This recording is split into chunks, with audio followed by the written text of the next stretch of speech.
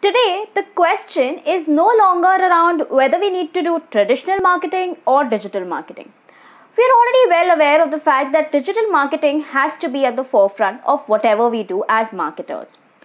The question then arises is, what kind of digital marketing are we looking at, and why do we need to give digital marketing so much importance? Now, one of the major reasons why digital marketing is very important in this particular scenario is because it provides you with some amount of exclusivity. Now, what I mean by exclusivity is it lets you narrow down your customers, understand their likes, dislikes, and look at specific areas that you wish to target within a consumer subset. This is done through the process of behavioral targeting. Before we jump into the content of the video, ensure that you like, share and subscribe to the channel by hitting the bell notification icon so that the next time around we release another video on the marketing concepts, you guys are notified first. Now without further ado, let's get started.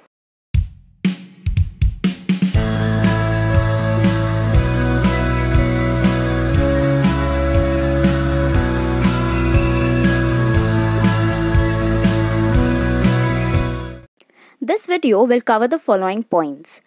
Number 1. What is behavioral targeting? Number 2. What are the types of behavioral targeting? Number 3. What is the behavioral targeting process?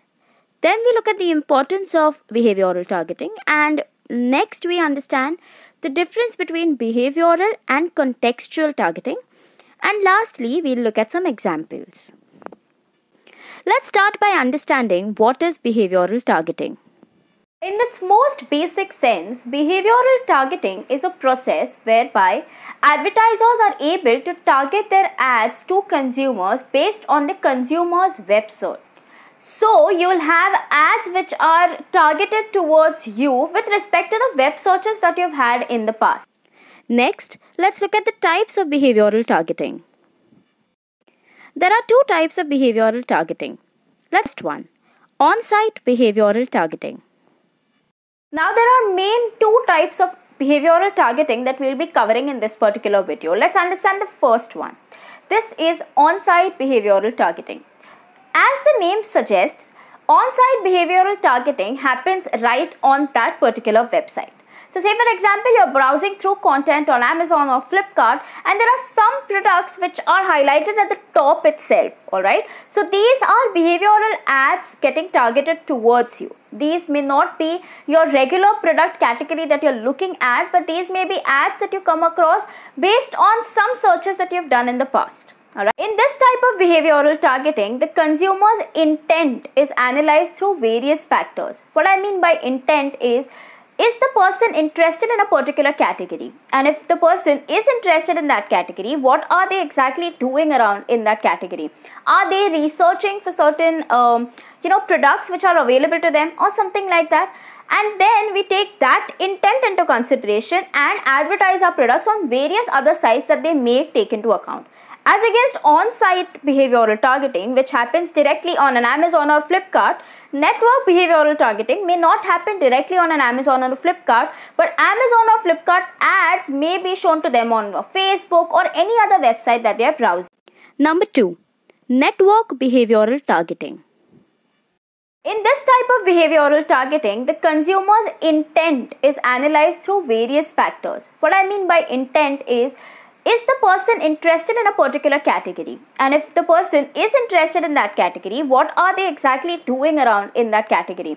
Are they researching for certain products which are available to them or something like that? And then we take that intent into consideration and advertise our products on various other sites that they may take into account. As against on-site behavioral targeting, which happens directly on an Amazon or Flipkart, network behavioral targeting may not happen directly on an Amazon or Flipkart, but Amazon or Flipkart ads may be shown to them on Facebook or any other website that they are browsing. Now let's understand the behavioral targeting process. The behavioral targeting process mainly comprises of 3 steps.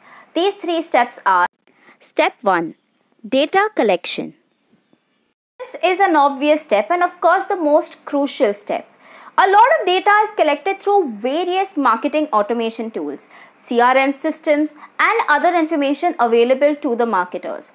This particular information is collected in the form of three main things. Your demographics, which is with respect to your age, gender, income, etc., whatever is available on the internet with respect to you as a consumer. The second part that is covered in this particular thing is your login information. What are the kind of things that you put in with respect to your login credentials? Third, and the most important part, is to analyze the session duration. How long are you visiting a particular website and how long are you staying on that website exploring products or something like that. Step 2. Segmentation. This second step involves dividing the customers or people into various clusters. These clusters are made keeping in mind the likes and dislikes of people. So for example, people liking chocolate will be put into a specific cluster, as against people liking, say for example, cakes will be put into another cluster. This helps the advertisers target specific clusters based on the likes and dislikes. Step 3. Application of the data. Now clearly the ad campaigns are targeting those groups whose likes and dislikes are in relation with the advertiser and his or her products.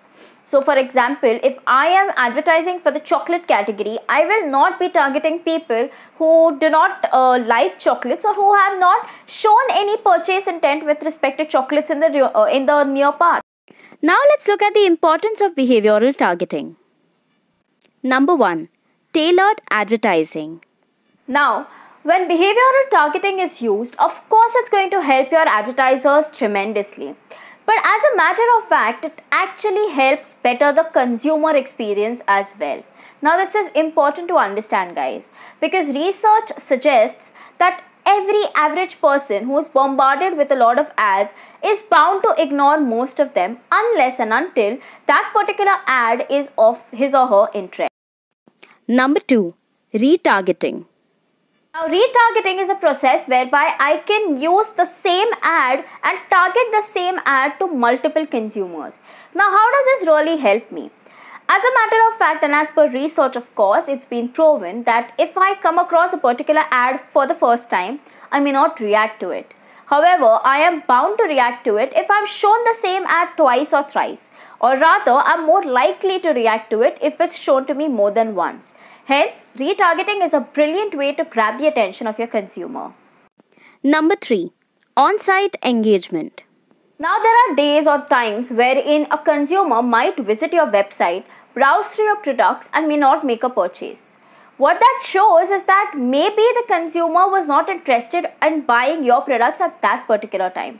It need not always mean that the consumer is no longer interested in what you have to offer. And hence, using on-site behavioral targeting, you can go ahead and reach out to these particular customers who have at some point shown interest in what you have to offer. Number 4. Improved conversion rate. Of course, behavioral targeting helps you in increasing your conversion rate.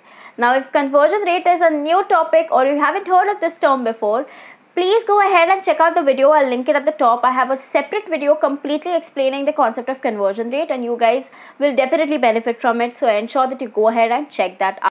Now let's understand the difference between behavioral targeting and contextual targeting. More often than not, these two terms are used interchangeably. But it's important to note that there's a big difference between both of them. Now, when it comes to behavioral targeting, as we've analyzed so far, we know that it's analyzing the behavior of the customer online and then targeting the ads accordingly. Whereas, when it comes to contextual targeting, what happens is that they are taking into account, or these ads are placed on website content where you know that the person is going to be interested in. Let's try to understand contextual targeting with respect to an example. For example, if you are looking at a blog that talks about recipes, alright, so I as an advertiser will go ahead and advertise, say, my mixer grinder or any other kitchen utensil. Lastly, let's look at some examples of behavioral targeting. One of the biggest examples that I can think of where it comes to behavioral targeting used abundantly is that of YouTube, alright. So whenever you're looking for some particular video on YouTube and you get these ads before the video is played, those ads are targeted towards you. All right, so in the last week itself, I was looking for hosting websites. All right, and one few of the options that I checked out was GoDaddy, Hostinger, and all of those websites as well. And a couple of days later, I came across ads around GoDaddy or other hosting websites. So what they're trying to do is they are trying to analyze my behavior, and they try to understand that, okay, this person has made a web search for this particular category. That person is going to be interested in my offering, and hence I show them my ads. Another option that I can think of, or another example that I can think of, is the shopping websites. So take an example of an Amazon or a Flipkart. If they are well aware that I'm making a Google search for a particular product, they might show me ads in relation to that on Flipkart or an Amazon. Amazon, to some extent, also uses some form of drip marketing. Now again, if drip marketing is a new term that you've heard of for the first time, ensure that you check out the video, I'll link it at the top, which explains the concept of drip marketing. To conclude, behavioral targeting is an excellent method or excellent technique that you need to incorporate in your marketing plan to ensure that your results are to the point, you avoid any budget wastage, you directly talk to consumers who are interested in the offering that you have to provide. So that's it for today's video. I hope you guys enjoyed and learned something out of it. If you did, ensure that you leave some valuable comments down in the comments box and let me know what you think about this particular topic. And if you want me to cover any other marketing concept, please let me know in the comments again. I'll make sure to have a separate video on that later. Until next time, bye-bye.